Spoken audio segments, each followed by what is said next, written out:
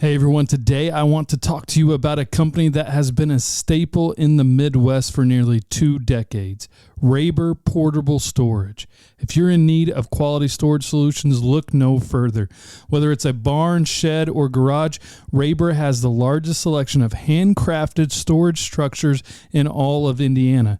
Each building is made with care by experienced craftsmen, ensuring you get a product that not only looks great, but is built to last. And guess what? They stand by their workmanship with a fantastic 5-year warranty. What sets Raber apart? It's their commitment to customer satisfaction. From the moment you step into one of their many locations, their friendly team is ready to help solve your storage issues. Plus, they deliver up to 250 miles from their main office in Montgomery, Indiana. So if you live in Ohio, Kentucky, or Illinois, you need to give them a call. Now, let me tell you about the heart behind Raber Storage. It all started back in 2000 when they began building sheds full time. The founder grew up helping his father construct barns with just gas-powered skill saw and a lot of determination. Today, Raber has grown into a full-fledged operation with dedicated staff, but that personal touch still remains. They treat every customer like family. So if you're ready to find perfect storage solution, visit Raber Portable Storage. They have Indiana locations in Bloomington, Seymour, Vincent, Spencer, Corydon, West Lafayette, Sellersburg, and Kokomo, and even Tilton, Illinois. So you'll never have to go too far for quality storage. And hey, we got a deal for you today. If you mention you heard it from the podcast, Rabers will give you $150 off your barn purchase. That's right. You save $150 off your purchase by just mentioning you heard it here on the podcast. So check out their website at raberportablestorage.com. That's raberportablestorage.com to learn more and find your nearest location. Trust me, when you choose Raber, you're not just buying a shed, you're investing in quality craftsmanship and service you can rely on. This show is brought to you by Zach's Creamery in Montgomery or Jasper, Indiana. Zach's Creamery was founded with creating a pleasant and memorable experience in mind. They strive to serve the most exceptional homemade ice creams and signature coffees in an exuberant atmosphere. Zach's has something for everyone, as he features several items for those with special dietary needs such as vegan, dairy-free, gluten-free, and no sugar-added, keto, diabetic friendly.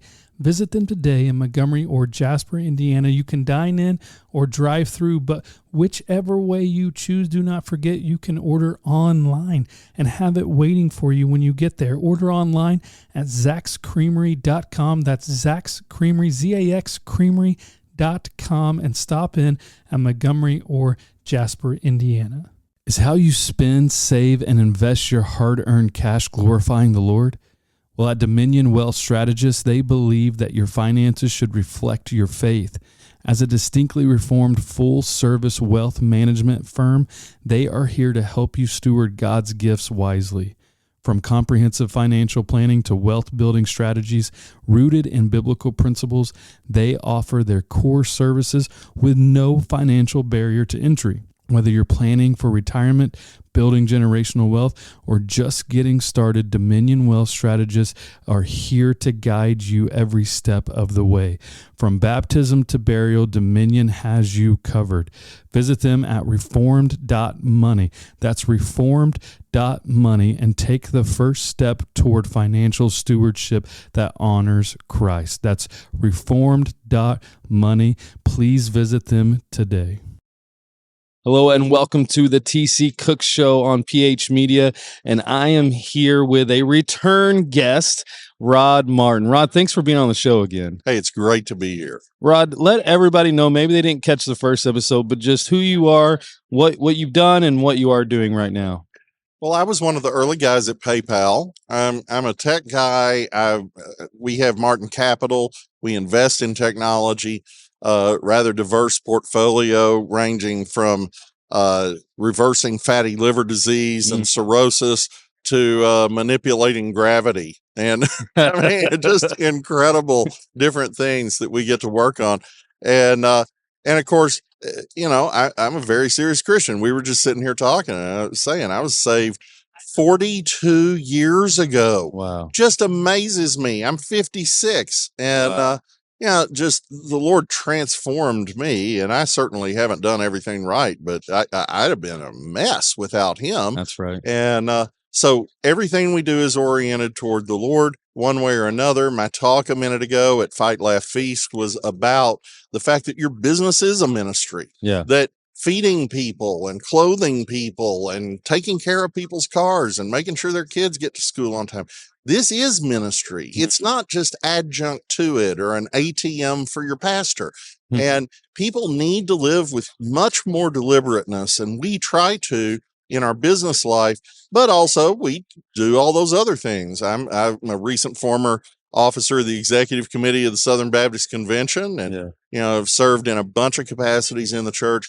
People need to be full-orbed people. They need to be involved in their families and their churches and their government, and of course their businesses. All of Christ for all of life. All of Christ for all of life. For all His glory, right? Amen. Yeah. And I got to sit in on your talk, and that's one of the things I always love talk, because your hands are in a lot of different categories, and all for the glory of God. But what I want to kind of dive into is the Christian who is a business owner, who creates something, who created a business, who bought a business, who maybe worked their way up to be a CEO of a corporation. What have you seen in advisory roles and board member roles and even running businesses? What have you seen is a differentiator between a Christian who is running a business and maybe one who isn't? Well, sadly, too often, the difference is negative. Too often, Christians think they can just slop around. It's some kind of mediocrity for Jesus thing. And everybody's supposed to just give them grace. Guys, that's not what grace is about. Grace is about you screwed up so bad that you needed someone to forgive you. Don't extend the screwing up into your work. Shouldn't extend it into anything. We have to be excellent. So the properly oriented Christian businessman is going to be excellent in his work. He's going to be deliberate in glorifying God wherever he can. Sometimes that's just by being trustworthy. Too many people say, "Oh, I'd never do business with a Christian. They're the first ones to cheat you." That's horrifying. That is the opposite of the witness we're supposed to have. So the most basic thing is just keeping your word, keeping your contracts, fulfilling early and on or under budget, doing the things you're supposed to do.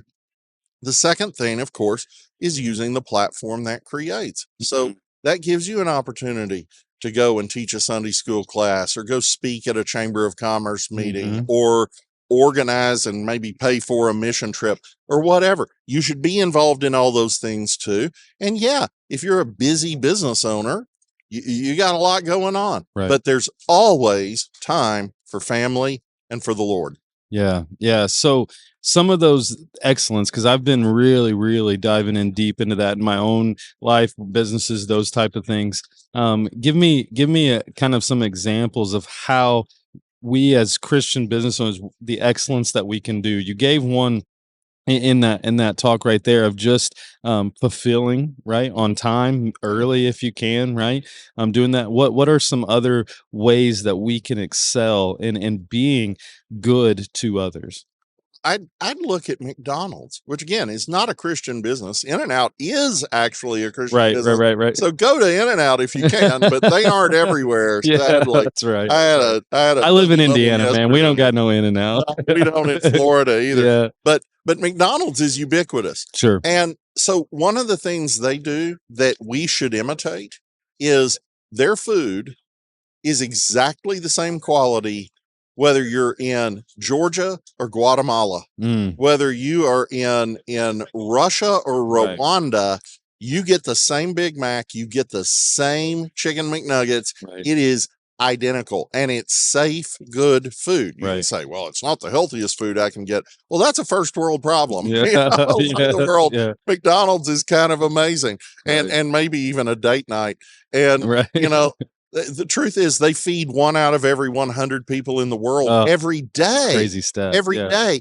That's the other thing we should aspire to. We should aspire to grow. Yeah. That's really the core of the creation mandate, that we are to be fruitful and multiply. Well, it's not just biological. It's also the extent of the civilization of God. Yeah. The further our reach, the more we can influence in a godly fashion. And you see the exact flip side of that in the Great Commission. Mhm. We're seeking to multiply the number of believers and bring everything in submission to Christ. So let me ask you this, because you support missionaries and ministries and all that stuff. You do all that. Your church does all that stuff, right?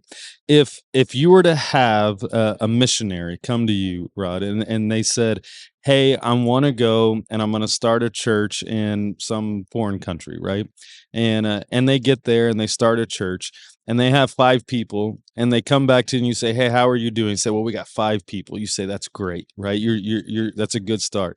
And then they say, "But we don't want any more. We just want the 5. That's it. That's all we want." That's What a would Bible study. Yeah. That's not a church. So, and here's what I'm getting at, and I'm not throwing shade to small business owners because they help run the country, right? They really do. And but I'm trying to expand people's minds beyond just that little, "Hey, I've got mine. I'm good. I don't need to go other places." And that we would look at if we look at business as a ministry, which you were just talking about, and we look at that, I got 5, I'm good. We would say, "I think we need to have a talk, and I might not be giving you any more money," right? And so I've got this small business. I'm serving 5 people. I'm good. What do you say to that? I mean, we look at that differently. We say, "Well, if that's just what they want to do, that's what they want to do." But when we look at it as a ministry, then we say, "Hey, I've got these 5. How can I multiply those 5?" Well, Right?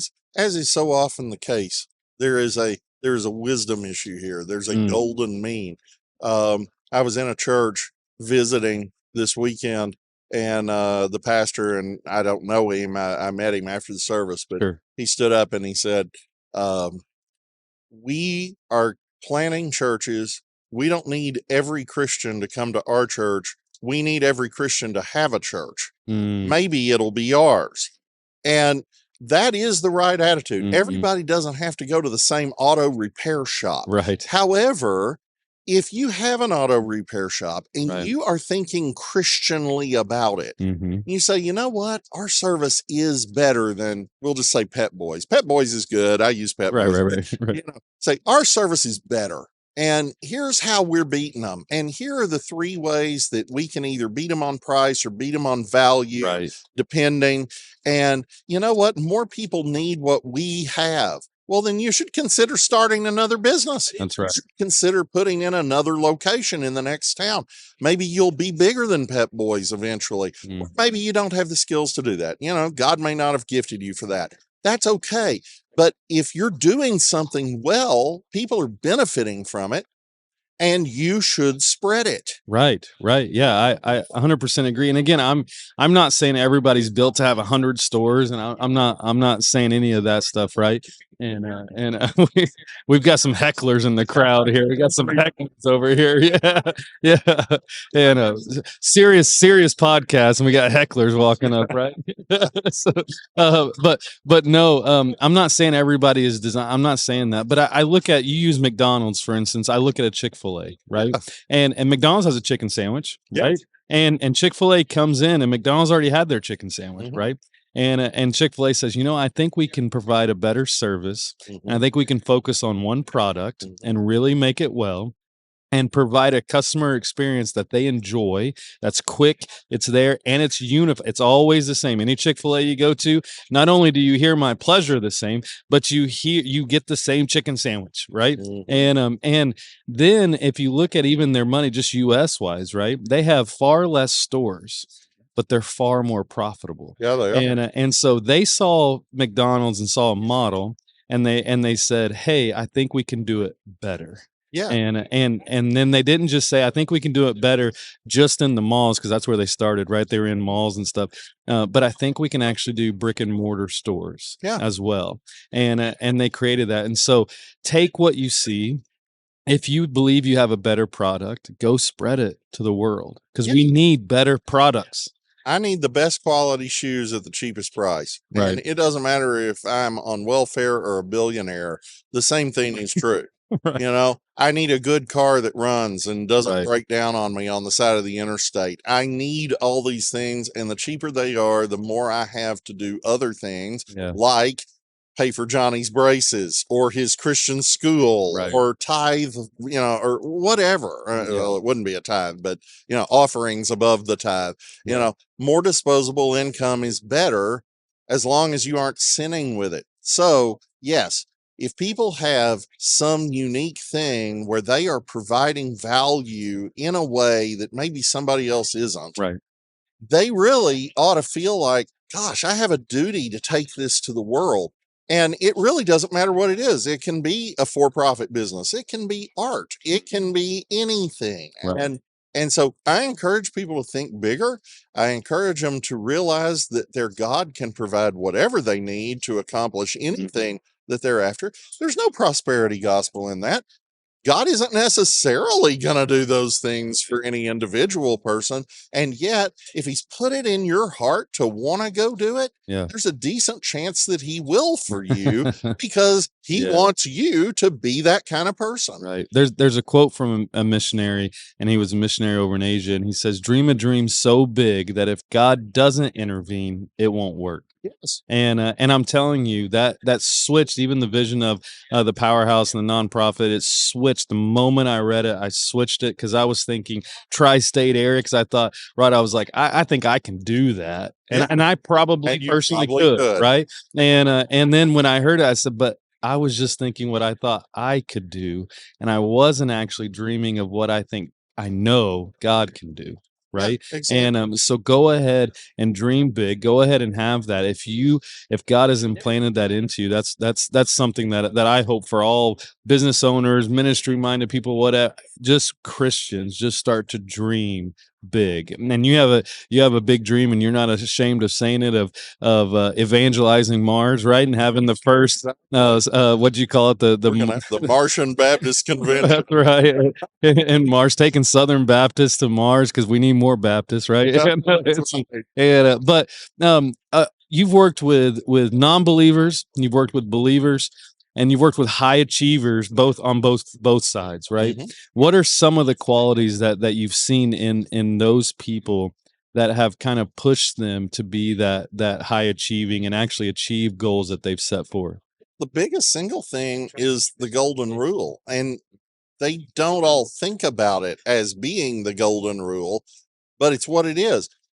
They want to treat people the way they would want to be treated. Hmm. And they want to do it through the particular thing they feel called to do. So, you know, Peter Thiel believes that he's a Christian, and I don't have any way to know otherwise. I know he's very serious about what he believes. One of the first things he did was he barred the use of PayPal for pornography sites. Wow. That's I didn't know big deal. that. And that cost us a ton of money. That Yeah. would have been easy to Do you know get. who the quick innovators are in our culture? Is the porn industry. Yeah, right? They innovate quickly. But Peter understood that porn destroys people. It destroys families. It destroys lives. It is bad for our communities, and he just wouldn't have anything to do with it, and he thought it was sinful. Okay, that's one thing.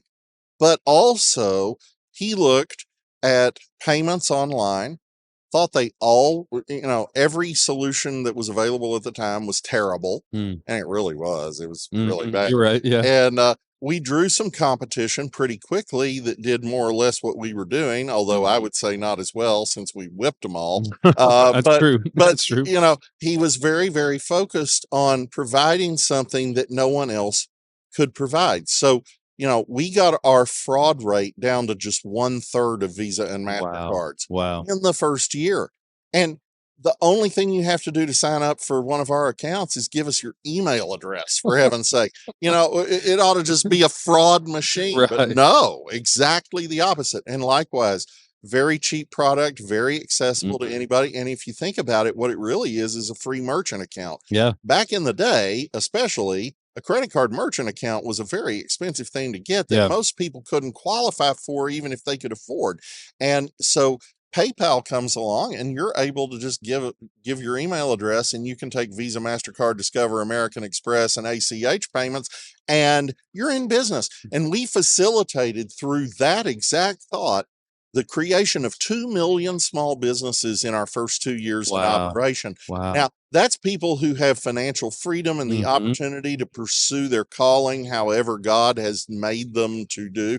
Maybe they're the world's best plumber. Maybe they're the world's best Right. watercolor painter. Right. No, I don't care. Mhm. Maybe it's some little old lady in South India making baskets to sell to hippies in California. If she doesn't have a way to get paid, she can't She can't- ship that's right. anything, and she can't take care of her family, and she Mhm. can't move out of a mud hut. Mhm. And that's how we got to think about it.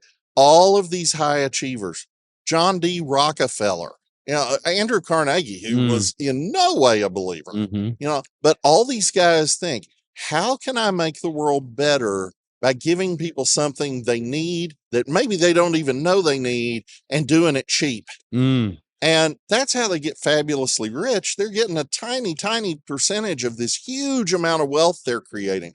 I don't know how much wealth is created in the world by the fact that we have indoor lighting, but I'm guessing it's a lot. Yeah. Not least in just kids can do their homework after Right. sundown.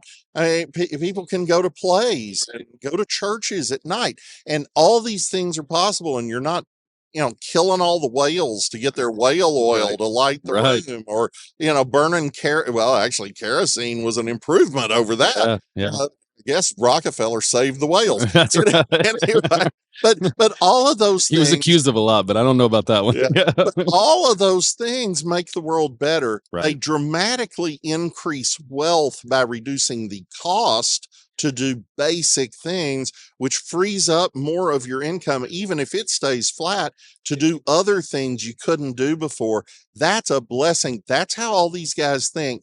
That's what they're trying to achieve. But that's not how our culture views them. No. Right? Rich people are bad, Yes. and they should pay 90% of all the benefits. Because they right? stole everything. Yeah. See. Yeah. And I'd like to know what John D. Rockefeller could have stolen. Mm. There wasn't any meaningful oil industry when he started. Hmm. And, their product was not gasoline. Right. Everybody thinks oil, gasoline, cars. Cars didn't exist yet. Right. Their product was that kerosene It was we were burnt. just talking about. It was indoor lighting. Mhm. And the reason they called the company Standard Oil Mhm. was there were all these different unpredictable standards for Mhm. kerosene And manufacturing. theirs was going to be unified, right? It's Yeah. going to be the same. You got it. This is what you to You expect. can count on it. It's safe That's if right. you use it safely. Yep. Obviously, it's not entirely Right. safe. Right. It's supposed to burn. Right. But they had other people's kerosene that was exploding, Mhm. and Mhm. setting houses on fire and stuff. Rockefeller comes along, perfects the process, perfects the transport, and of course everybody bought it. And no, he didn't steal anything. He brought the price of the stuff down 90% from when he started. He just sold so blooming much of it that he got crazy rich. Yeah. So yes, people's understanding of this is very anti-biblical. Yeah. The Bible is very clear that we're not supposed to steal. We're not even supposed to think about stealing. Right. Thou shalt right. not covet. And so looking at people with envy is satanic at its core. But I think some people will look at the fact that to stay on Rockefeller, because I love studying Rockefeller, and he would go and he would buy out the smaller companies and then shut them down, right?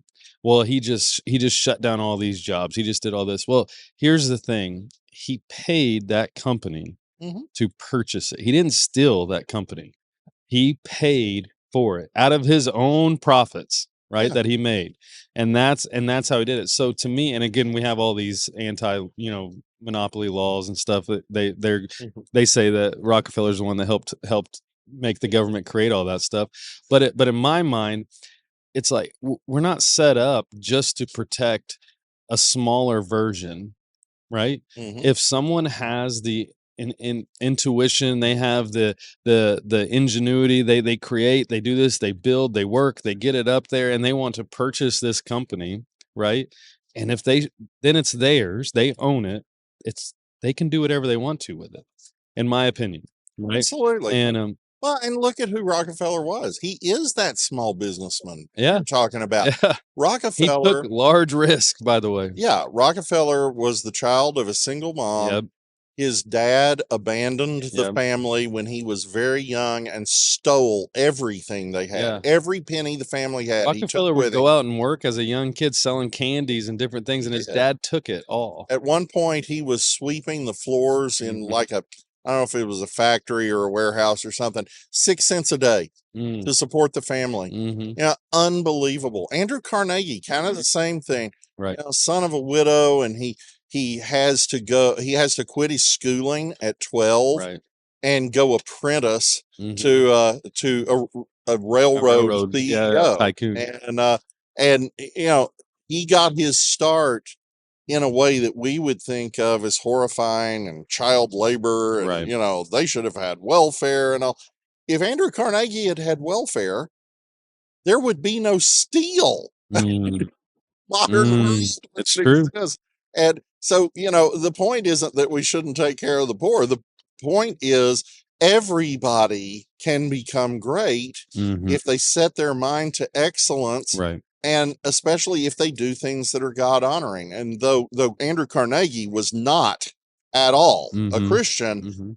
the things he was doing honored the Lord and advanced the kingdom and Right. advanced civilization and created a phenomenal amount of wealth for an incredible number of people who don't even realize it. If I can get on an elevator instead of climbing up 27 stories of stairs, trust me, I'm wealthier. I also save time, which Right. is the ultimate wealth Right. we have in this world. And all of that is because he invented mass-produced steel. Mhm. Now, okay, that's about as sexy as you know, a dirty shirt. Nobody cares about that, Right. and yet it changed the world. Yeah. And this is the thing: whatever it is God has gifted you to do it well. Do Yeah. it really, really well, and bless people with it. And yeah, you're going to make a profit on that. You're going to make a commission on your sales. That's all true. There's nothing wrong with that. Don't be ashamed of it. What does God say about preachers? He says, the worker is worthy of his hire. Mhm. Okay, well, if preaching is required by the New Testament to be profitable to the preacher, how much more so the auto mechanic? Mhm. How much more so Elon Musk? These guys deserve what they earn too. So one of the principles that you said that you see across the board is they actually want to do unto others as they would have them do unto them, right? And so they have those standards. What's one more principle that you've seen across the board? Well, obviously, the biggest is excellence. There's just no question. And God is all about excellence. I mean, every step of the creation, he says, you know, he looks at what he's done and he pronounces it good. And in the end of the creation, he pronounces it all very good. And, you know, we don't have that many people who aren't prophets and priests and kings in scripture. And yet, who do we have? Well, we have Aholiab and Bezalel, who were Mm. craftsmen who turned what the Israelites had plundered from the Egyptians into the center of worship, the tabernacle, for the next 400 years. And then we have Hiram, who did the same thing with the temple in Jerusalem under Solomon. These guys are lauded for their excellence. And Proverbs says that a man who is skilled in his work Mhm. will stand before kings. He will not stand before common men. And that is our principle. We've got to excel. It reflects our commitment to the kind of character God shows. It also is loving toward our fellow man, because when we give somebody that is truly exceptional, they are blessed by that. And it's also highly profitable. People will beat a path to your door.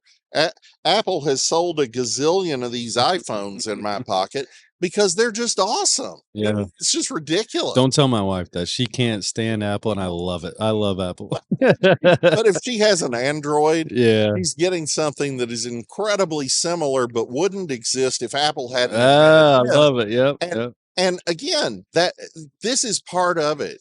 And that was created. Let's be that was created by a person who did not profess to know Christ at all. Profess the opposite, right?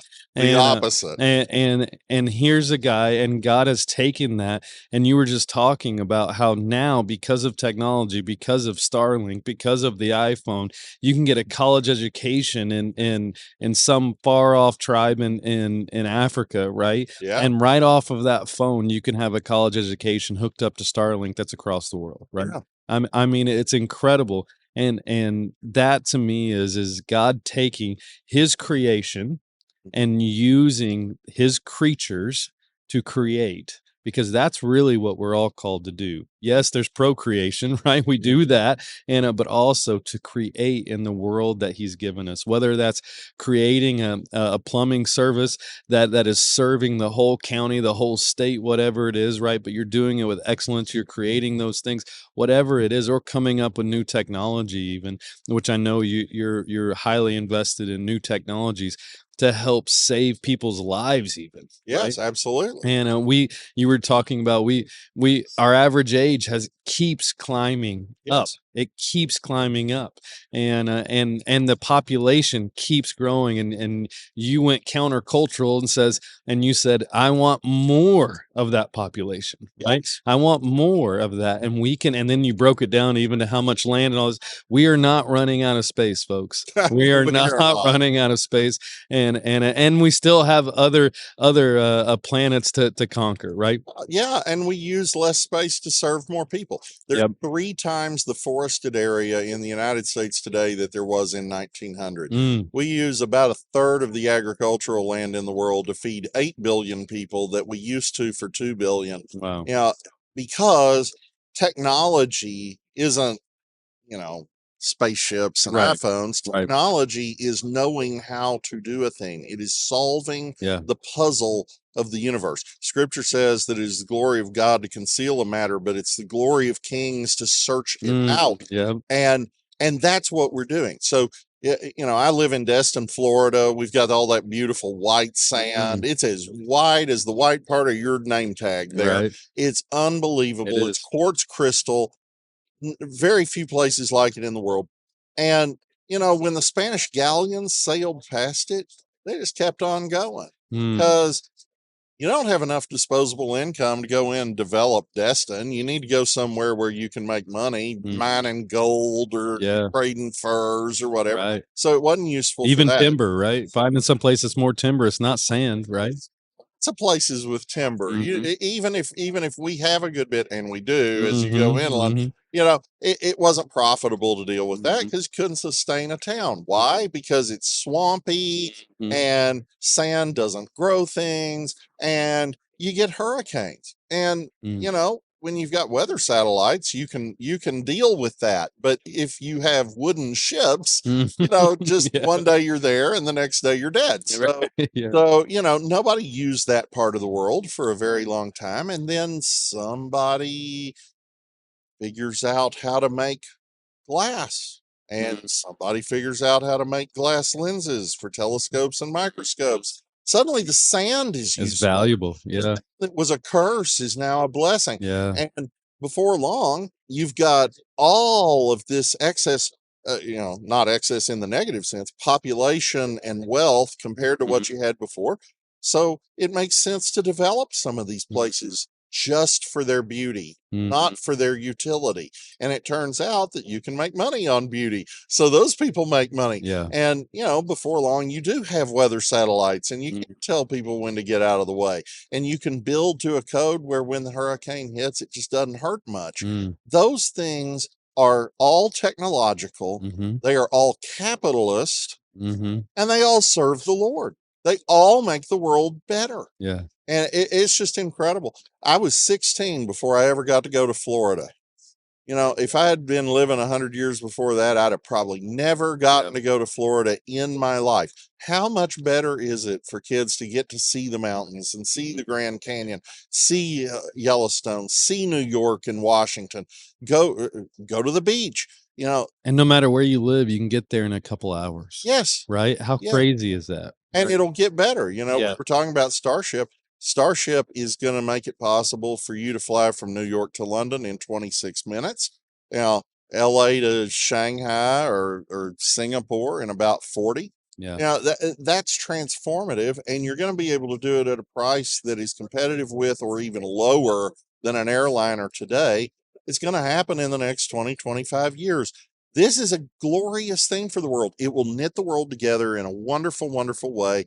It will give people more experience of more diverse thoughts so that they can see better how to serve. And it will enable a taking of the gospel to a lot of places that even now it's a little rough going. But you know, the more you put communications devices in people's hands, the more you make it possible for them to travel and go off to a good school, whatever it is, you are making the world measurably better. And you are knocking down racism. You're knocking down needless divisions. All those things melt away, and they're supposed to. We should be one body in Christ everywhere with all our glorious differences. You know, I'm happy for the Pentecostals to do their holy rolling thing. They can do that. I don't believe in it, but good for them. You know, I'm a little annoyed by some of our praise choruses. I'd rather have a hymn book. You know, the Presbyterians are over here singing out of a psalter. All of these things are good. And they appeal to different people, and God has made us all different. So there are a lot of needs to meet. And that's what your business is about. It's about meeting people's needs, and you can get a fair pay out of that in the same way that Paul said, do not muzzle the ox that treadeth out the corn. The preacher is worthy of his hire. Amen. Rod, where can people find you at? rodmartin.org. They need to come. We do daily geopolitical analysis from a Christian worldview that Fox News recently called absolutely phenomenal. Hey, so we're doing okay. I didn't see that. Yeah, we got a ton of subscribers, and over on X, we've got 275,000 followers, and it's growing like a weed. Sign up for a Substack that you can find on rodmartin.org. It's incredible insight, and it comes very, very frequently. And so he's not going to leave you hanging. It's always up to date. Incredible stuff. So Rod, thank you so much being the 2-time guest on the TC Cook Show. I appreciate your time. It's great to be here. You're doing fantastic work. I appreciate it. Well, hey guys, if you like this episode, please like, share, comment. As always, we love you. We appreciate you. And we'll see you again next time.